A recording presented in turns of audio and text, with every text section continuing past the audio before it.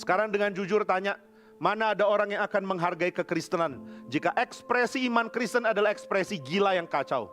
Jika ekspresi iman Kristen adalah ekspresi bahasa aneh yang tidak ada orang mengerti. Sebelum engkau terjun melayani dunia, atau selagi engkau melayani dunia ini dengan hidupmu dari hari Senin sampai Sabtu, engkau perlu terus dibentuk dengan melayani sesama tubuh Kristus. Kamu satu tubuh, saling melayani. Pelayanannya apa? Ada nubuat, khotbah. Bagaimana prinsipnya bernubuat?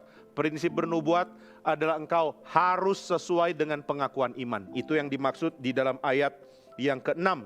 Jika karunia adalah untuk bernubuat, baiklah kita melakukannya sesuai dengan iman kita. Kata sesuai dengan iman kita artinya sesuai dengan pengakuan iman, bukan sesuai dengan kepedeanmu.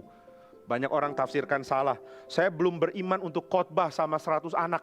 Di KKR regional misalnya, Pak, saya minta sekolah kecil. Kenapa? Karena saya mesti bernubuat sesuai ukuran iman. Saya belum punya iman khotbah sama 100 anak, sama 20 anak dulu. Bukan itu maksudnya ayat 6. Yang dimaksudkan ayat 6 adalah kalau kamu khotbah, ajaranmu benar atau tidak. Kamu sudah ngerti apa yang digumulkan gereja? Kenapa yang satu gereja mengatakan Tritunggal, yang lain bilang tidak Tritunggal? Yang satu bilang Yesus Allah, yang lain kenapa tidak bilang begitu? Yang satu bilang selamat itu karena iman, yang lain kenapa tidak? Bagaimana memahami apa yang Alkitab ajarkan? Ini bagian dari pergumulan orang Kristen. Saudara, kita mesti bergumul di dalam setiap aspek. Inilah hidup, inilah fakta hidup. Siapa tidak bergumul dalam hidup? Tapi banyak orang memilih untuk tidak bergumul di dalam pemikiran. Mana yang benar? Doktrin Kristus, jangan pusing-pusing. Jadi untuk hidup kamu harus pusing, untuk Tuhan gak mau pusing. Ini menunjukkan seberapa besar kita cinta Tuhan, kecil sekali. Nah maka ketika kita memahami prinsip dari kekristenan, apa yang dipercaya oleh orang Kristen, apa yang dipercaya di dalam tradisi gereja, apa yang dipercaya oleh pengakuan iman, baru engkau boleh berkhotbah. Jangan sembarang khotbah. Banyak orang pikir dia melayani dengan menasehati, dengan mengajar, dengan berkhotbah, tanpa mengerti pengakuan iman, tanpa mengerti pengertian iman, tanpa mengerti ajaran yang benar. Saudara melakukan kerusakan lebih besar daripada kesejahteraan.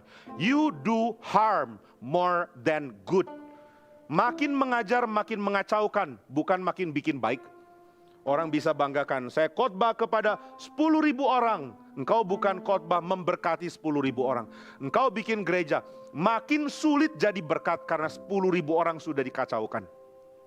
Sekarang dengan jujur tanya, mana ada orang yang akan menghargai kekristenan jika ekspresi iman Kristen adalah ekspresi gila yang kacau? Jika ekspresi iman Kristen adalah ekspresi bahasa aneh yang tidak ada orang mengerti.